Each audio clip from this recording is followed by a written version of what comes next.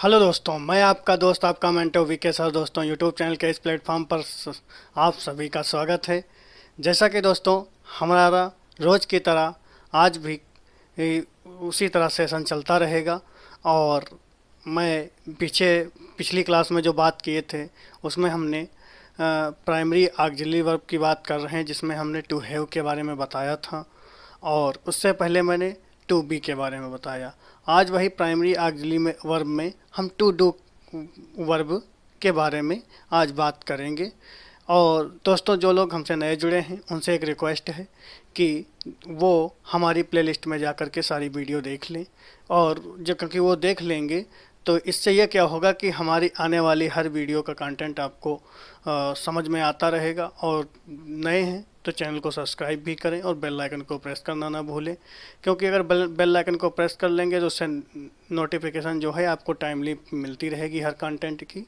और दोस्तों बिना समय आपका लिए अपनी जर्नी की शुरुआत करते हैं। दोस्तों जैसे कि हम बात करने वाले हैं आज टू डू वर्ब के बारे में। तो टू डू वर्ब हम जान लें कि टू डू वर्ब में हमारी कौन कौन सी वर्ब्स आती हैं। अगर हम वर्ब्स की बात अगर करें तो टू डू वर्ब में सबसे पहले आता है डू, डज, डिड। ये हमारी टू बी वर्ब होती हैं।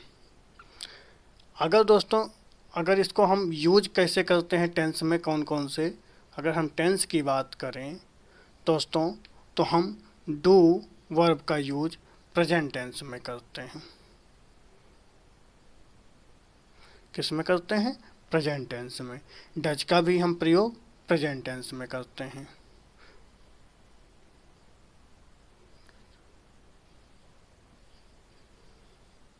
और अगर हम बात डिड की करें तो इसका प्रयोग हम पास्ट टेंस में करते हैं।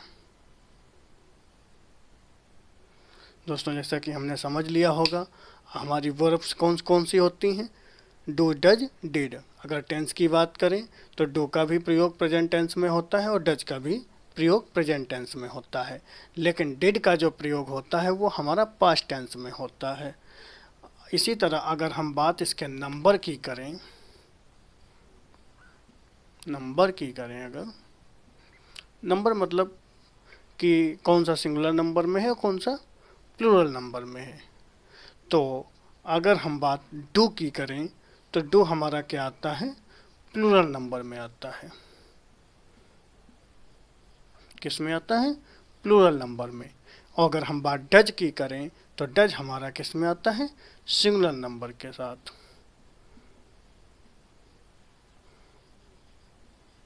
सिंगुलर नंबर के साथ आता है। और बात अगर डिड की करें तो दोस्तों डिड हमारा जो आता है सिंगुलर एवं प्लूरल दोनों के साथ आता है। सिंगुलर एवं plural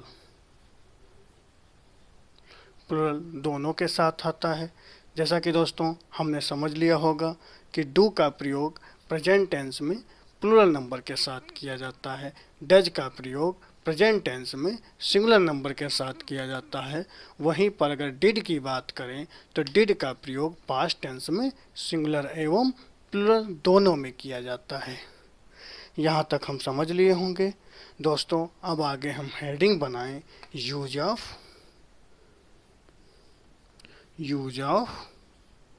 to be verb, sorry to do verb. Use of to do verb. दोस्तों जैसा कि हम यूज की बात करें तो इसके भी यूज निम्नलिखित होते हैं। निम्नलिखित यूज हमको देखने को मिलेंगे। और जैसे कि हम आगे हेडिंग बनाएं यूज फर्स्ट या यूज वन। और दोस्तों जो लोग इसका स्क्रीनशॉट लेना चाहें तो पहले स्क्रीनशॉट ले लें, फिर हम आगे अपनी बात करें। हम यूज फर्स्ट में जानेंगे कि डू वर्ब का प्रयोग नेगेटिव यानी नेगेटिव अथवा इंटेरोगेटिव नेगेटिव अथवा इंटेरोगेटिव सेंटेंस में किया जाता है। यानी डू डज डिड का प्रयोग नेगेटिव या इंटेरोगेटिव सेंटेंस में किया जाता है एवं इसके साथ क्रिया यानी वर्ब की फर्स्ट फॉर्म का प्रयोग किया जाता है। दोस्तों, इसमें अगर हम डू डज डिड का प्रयोग करते हैं तो हमेशा याद रखना दोस्तों कि हम क्रिया की फर्स्ट फॉर्म का प्रयोग करेंगे और डू डज का प्रयोग हमेशा या तो टेंस हमारा नेगेटिव होगा या टेंस हमारा इंटेरोगेटिव होगा। और हमने जाना है कि डू डज का प्रयोग प्रेजेंट में करते हैं टेंस में, और डिड का प्रयोग हमने जाना है कि पास्ट टेंस में किए करते हैं, और डू का प्रयोग हम प्लूरल नंबर के सब्जेक्ट के अनुसार करते हैं, और हम डज का प्रयोग सिंगुलर नंबर के सब्जेक्ट के अनुसार करते हैं। अब दोस्तों हम देखते हैं इसके यूज कैसे करते हैं। इसके टेंस को हम लिखते, मतलब जैसे हमारे सामने एक टेंस है, सभी छात्र अंग्रेजी समाचार पत्र नहीं पढ़ते हैं। तो दोस्तों पढ़ते हैं यानी प्रेजेंट का है, लेकिन अब हमको पहचानना है कि हमारा सब्जेक्ट सिंगुलर नंबर में है या प्लूरल नंबर में है। तो हमारा सब्जेक्ट क्या है? सभी छात्र यानी all students, all students.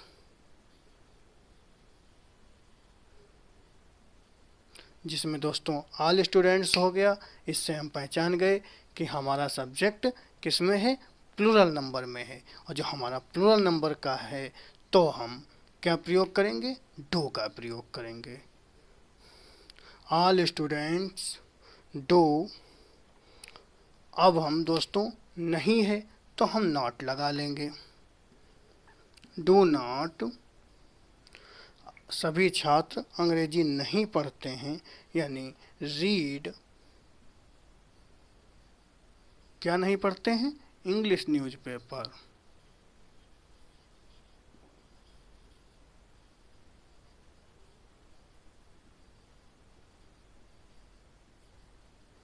English newspaper.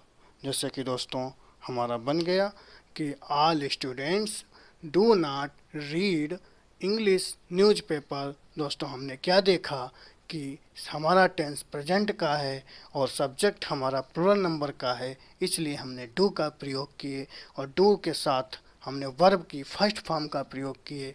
तो हम समझ गए कि डू डज डिड के साथ हमेशा फर्स्ट फॉर्म का प्रयोग किया जाएगा। अब दोस्तों ये हमारा सेंटेंस क्या है? इंटेरोगेटिव में। तो हम देखेंगे कि इसको बनाने का प्रयास करते हैं। क्या वह प्रतिदिन स्कूल आता है? तो आता है यानी हमारा प्रेजेंट का है, ये तो हम जान गए। लेकिन हम अब देखेंगे कि वह हमारा सिंगुलर सब्जेक्ट नंबर का सब्जेक्ट है। तो हम इससे पहले सिंगुलर सब्जेक्ट के साथ हमने बताया है कि डज का प्रयोग करते हैं। तो डज ही दोस्तों, अब हमारा सब्जेक्ट मिल गया और सब्जेक्ट हमको पता चल गया कि हमारा सिंगुलर नंबर में है, तो हमने डज का प्रयोग किया। और अब हम वर्ब का प्रयोग करेंगे। वर्ब हमारी क्या है? आना। तो आना की होती है कम, और हमने बताया है कि डू डज डिड के साथ हमेशा वर्ब की सेकंड फॉर्म का प्रयोग करते हैं। तो हमने क्या हुआ? डज ही कम। अब वह प्रतिदिन के लिए हमने लगा दिया डेली।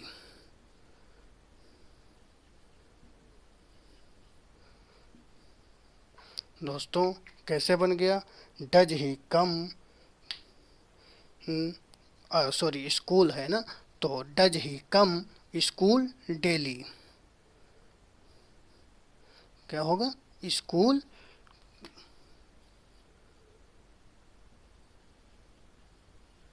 डेली। दोस्तों हमारा क्या बन गया? Does he come school daily, यानी क्या वह स्कूल प्रतिदिन आता है। अब हमारा नेक्स्ट टेंस है वह कल क्यों नहीं आया। तो क्यों की होती है दोस्तों व्हाई, मैंने व्हाई लगा दिया। अब हमको देखना है कि सब्जेक्ट हमारा क्या है, वह है, तो वह के क्या होता है ही, और हमने ही लगाया।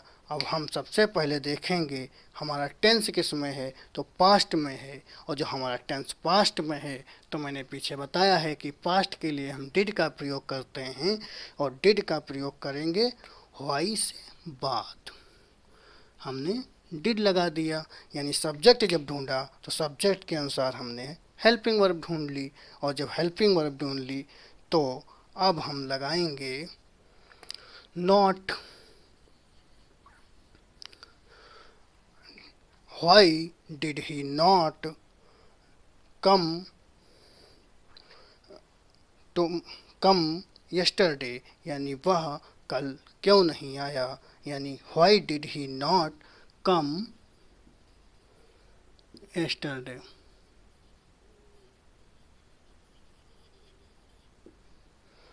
दोस्तों अब हमारा सेंटेंस क्या बन गया, वह कल क्यों नहीं आया, ये हमारा हिंदी वाक्य है। तो why did he not come yesterday.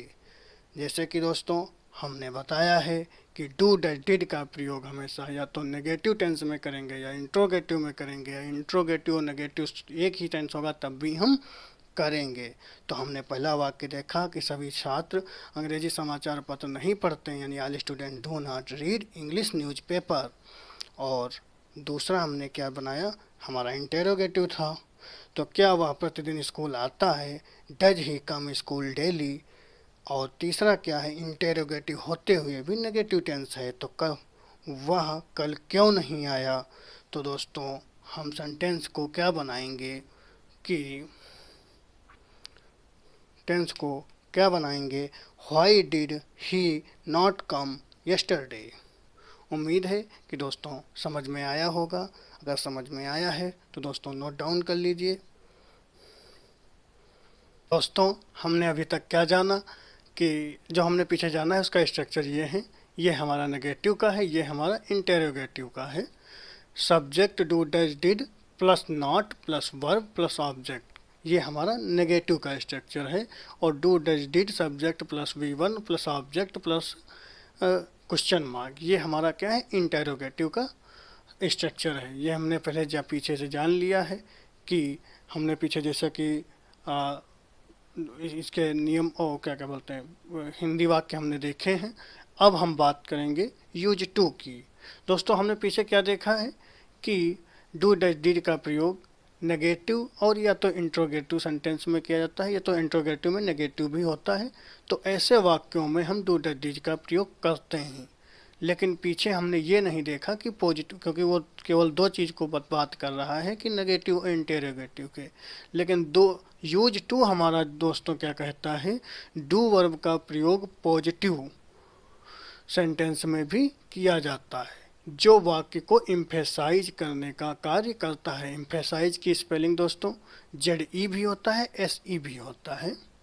और दोस्तों क्या होता है कि इसमें हम पॉजिटिव वाक्य में डू डज डिड का प्रयोग करते हैं, लेकिन कब करते हैं, जब डू डज का डिड का प्रयोग तब करते हैं जब हमको वाक्य को इम्फेसाइज या वाक्य किसी चीज़ पर दबाव डालना होता है, जैसे किसी बात पर दबाव डालना होता है। जैसे वह अंग्रेजी पढ़ता तो है, वैसे वाक्य क्या बनता, वह अंग्रेजी पढ़ता है। लेकिन यहाँ दोस्तों तो लगा करके इस बात पर एम्फेसाइज कर रहा है, यानी जोर डाल रहा है कि वह अंग्रेजी पढ़ता तो है। तो इस तरह के वाक्य अगर पढ़ता तो है, कुत्ते भौंकते तो हैं, और सभी बच्चे प्रतिदिन स्कूल आते तो थे, इस तरह से जब वाक्य आते हैं सामने, आते तो थे, भौंकते तो थे, वो कुत्ते भौंकते तो थे, वह अंग्रेजी पढ़ता था या पढ़ता है, पढ़ता तो है। तो ऐसे वाक्यों को दोस्तों हम इसको हम जब बनाते हैं तो दोस्तों जैसे कि वह की हो गई ही, और पढ़ता तो है ही डज, क्योंकि ही हमारा, क्योंकि पढ़ता तो है, अगर हम तो हटा दें तो पढ़ता है, यानी प्रेजेंट टेंस का हमको टेंस देखने को मिलेगा। लेकिन अगर हम इसको एम्फेसाइज कर रहा है तो हम क्या करेंगे, ही डज रीड, क्या पढ़ता है, इंग्लिश।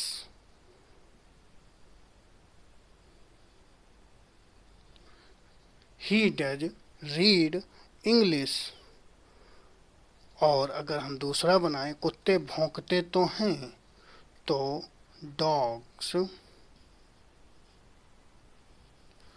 देखते हैं कि भौंकते तो हैं, लेकिन अगर है लगा है तो हमको यह पता चल गया कि हमारा प्रेजेंट टेंस का है। लेकिन कुत्ते यानी बहुत सारे, यानी प्लूरल नंबर की बात कर रहा है, तो हम क्या प्रयोग करेंगे, डू का प्रयोग करेंगे। तो क्या करेंगे, डॉग्स डू बार्क। दोस्तों क्या हो जाएगा, डॉग्स डू बार्क, यानी कुत्ते भौंकते तो हैं, लेकिन डू हमारा यहाँ पर क्या कर रहा है, इस वाक्य पर या इस शब्द पर जोर डालने का कार्य करता है, यानी एम्फेसाइज करने का कार्य करता है। अगर हम बात नेक्स्ट एग्जाम्पल की करें, तो सभी बच्चे प्रतिदिन स्कूल आते तो थे। हम इसको कैसे बनाएंगे, ऑल चिल्ड्रेन, ऑल चिल्ड्रेन,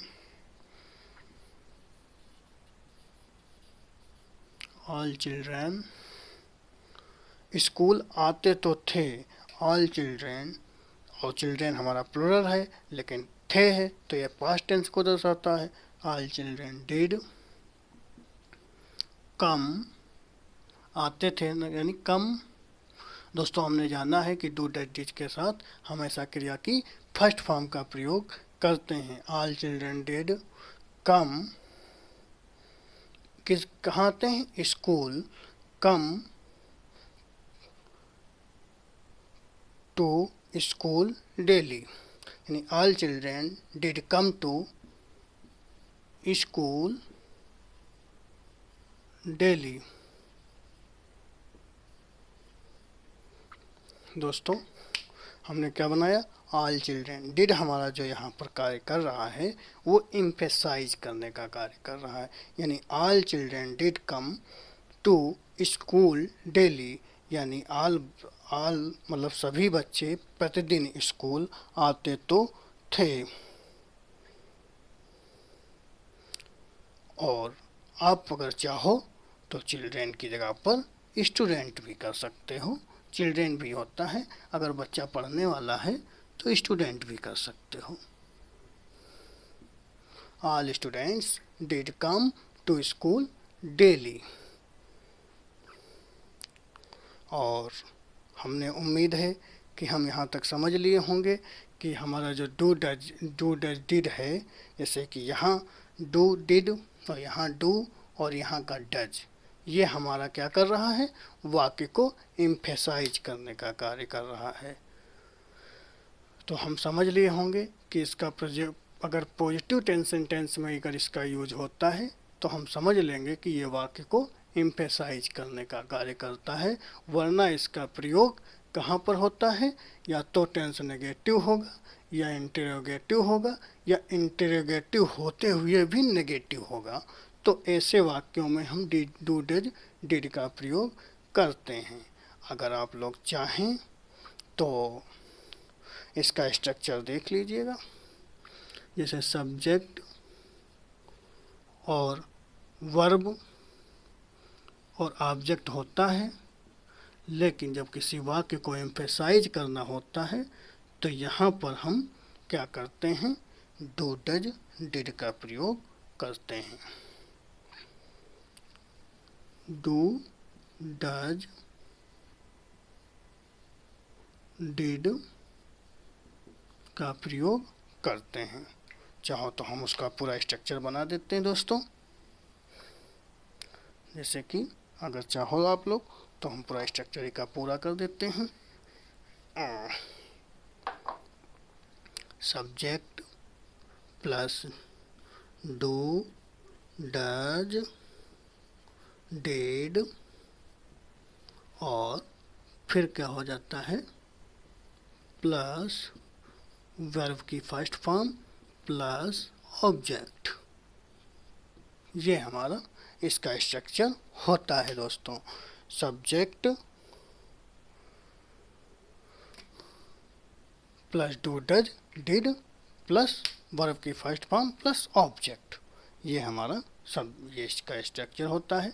उम्मीद है कि दोस्तों हम समझ गए होंगे, और अगर समझ गए होंगे तो दोस्तों इसका स्क्रीनशॉट ले लीजिएगा।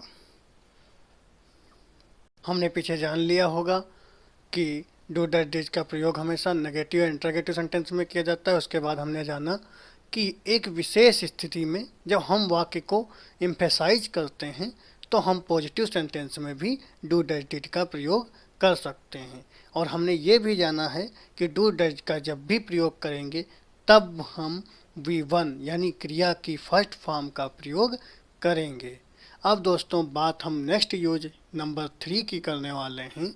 दोस्तों 3 नंबर का यूज हमको क्या बताता है, किसी भी वाक्य में अपने से पहले आई हुई मुख्य क्रिया की पुनरावृत्ति,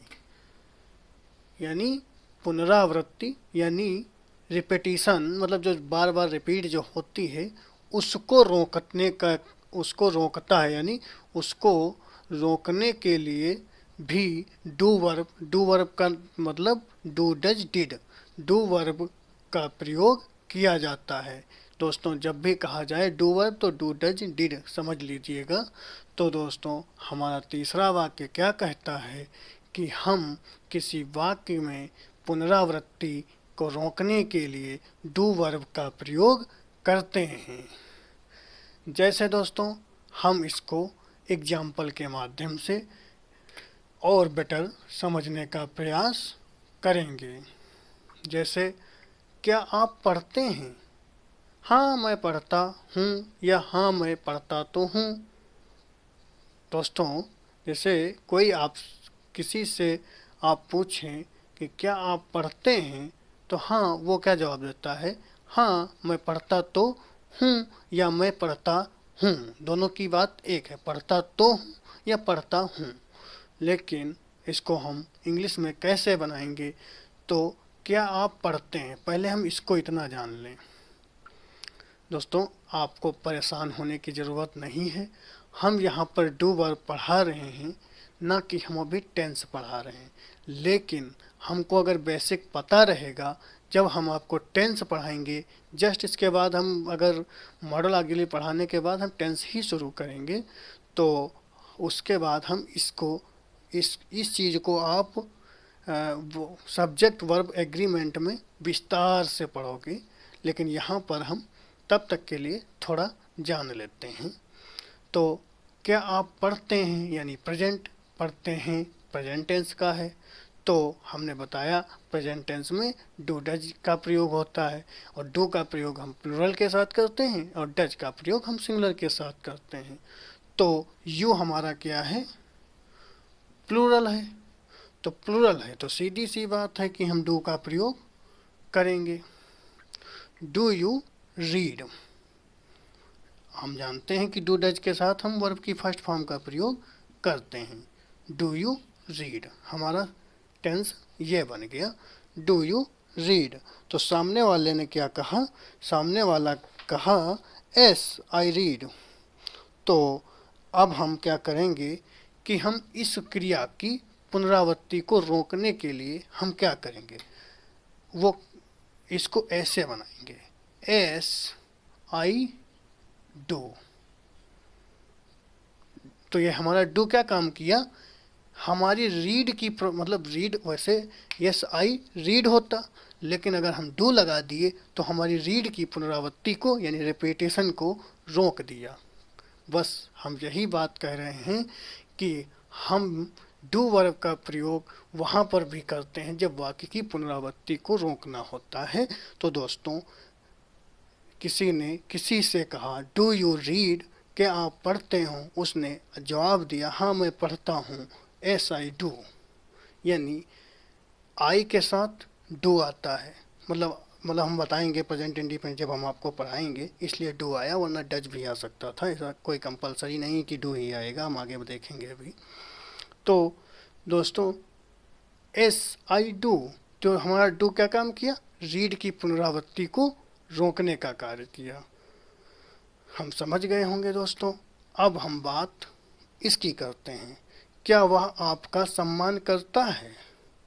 क्या वह आपका सम्मान करता है? सीधी सी बात है, करता है तो प्रेजेंट टेंस का है, तो प्रेजेंट टेंस है और हमारा सब्जेक्ट क्या है? ही।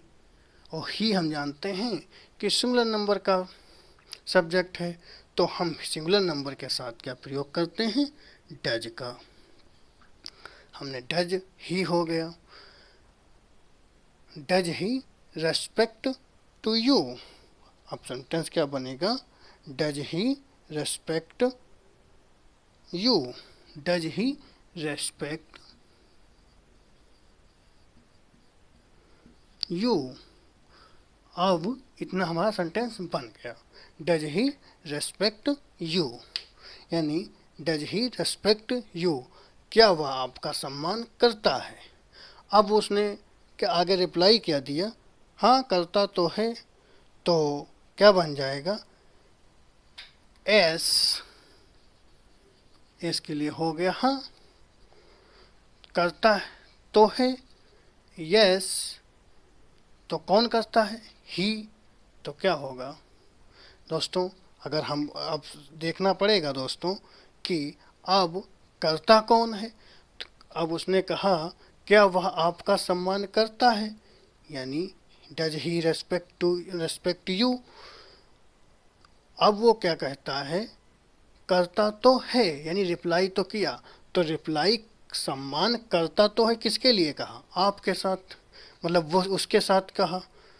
वह जो है सब्जेक्ट है, यानी वह मेरा सम्मान करता है, यानी आप कौन हुआ? दूसरा। तो हम वह सब्जेक्ट है, तो कौन करता है? ही डज, यानी वह सम्मान करता है, मतलब उसके बारे में बात कर रहा है, वह के बारे में कर रहा है, तो इसलिए ही आया। और ही हमारा सिंगुलर नंबर का है, इसलिए उसके साथ डज आया।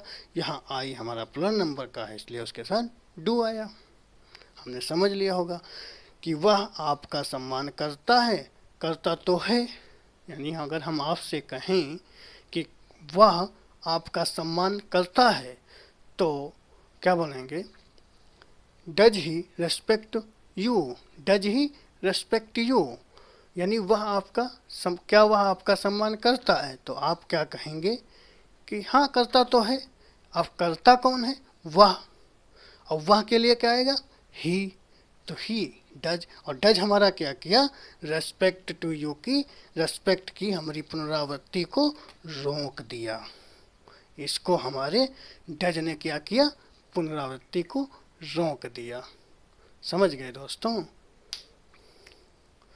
और अब हम तीसरा देखते हैं, क्या वह आपसे मिला था? यानी मिला था दोस्तों, था थी आया, तो हम समझ गए पास्ट टेंस की बात कर रहा है, यानी क्या वह आपसे मिला था? Did he meet you. Did he meet you दोस्तों, क्या वह आपसे मिला था? तो उसने क्या बोला? नहीं नहीं नहीं नहीं मिला था। नहीं नहीं मिला था, यानी नहीं नहीं मिला था। तो हम क्या बोलते हैं? नहीं नहीं मिला था। तो did he meet you? No he did not. तो ही डिड नॉट जो है, तो किसकी रोक? जो डिड हमारा है क्या है? मीट की पुनरावृत्ति को रोक दिया, क्योंकि वो कहना क्या चाहता है कि उसने वह हमसे नहीं मिला था। और जब आगे हम यहाँ पर मीट, डिड का मतलब क्या हो रहा है कि उसकी मीट की को डिड फुलफिल कर रहा है, यानी उसकी पूर्ति क्या कर रहा है? डिड कर रहा है। तो हम समझ गए होंगे डू, डज, डिड हमारी क्या किया? वाक्य में आए हुए वाह शब्द की पुनरावृत्ति को रोकने का कार्य कौन करता है? वो हमारा है डू वर्ब। दोस्तों समझ गए होंगे। अगर नहीं समझे हैं तो दोस्तों कमेंट बॉक्स में बताइएगा, हम आपको और ज़्यादा प्रयास करके बताने का प्रयास करूँगा। वैसे मैं आपको सब्जेक्ट वर्ब एग्रीमेंट में आपको इस चीज़ पर हम विस्तार से बात करने वाले हैं। और दोस्तों प्रैक्टिस करिएगा, क्योंकि इस तरह के वाक्य एग्जाम्स में बहुत अच्छे खासे से पूछे जाते हैं। ऐसा नहीं कि यहाँ से आते नहीं हैं। बस अभी तो आपको नॉर्मली बताए हैं, और जैसे ये सब्जेक्ट है तो इसमें कन्फ्यूजन क्या कर देगा, ही की जगह पर यू कर देगा, यू डज कर देगा, और आपको कंफ्यूज कर सकते हैं, जो कि हम सब्जेक्ट वर्ब में बताएंगे। यहाँ पर हम डू वर्ब पढ़ा रहे थे, और डू वर्ब का यूज था 3, उसमें एक प्रकार का ये था जिसमें आपको हम बताने का प्रयास कर रहे हैं। उम्मीद है दोस्तों समझ में आया होगा। दोस्तों स्क्रीनशॉट ले लीजिएगा। दोस्तों यहीं पर हमारा आज टू डू वर्ब भी कंप्लीट होता है, और आगे नेक्स्ट हेडिंग हमारा बना लीजिए मॉडल ऑक्सिलरी।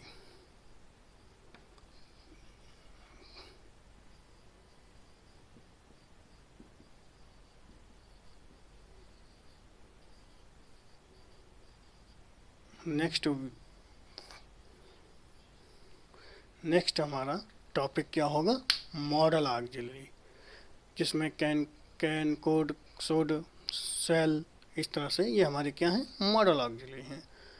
तो हम इसकी तो नेक्स्ट क्लास में बात करेंगे, लेकिन हम टू डू वर्ब यहीं पर कंप्लीट करते हैं। और दोस्तों वीडियो अगर अच्छी लगी हो तो प्लीज़ लाइक करिए, और जो लोग नए जुड़े हैं दोस्तों, अगर सब्सक्राइब अभी तक नहीं किया तो प्लीज़ सब्सक्राइब कर लें, और बेल आइकन को प्रेस करना ना भूलें।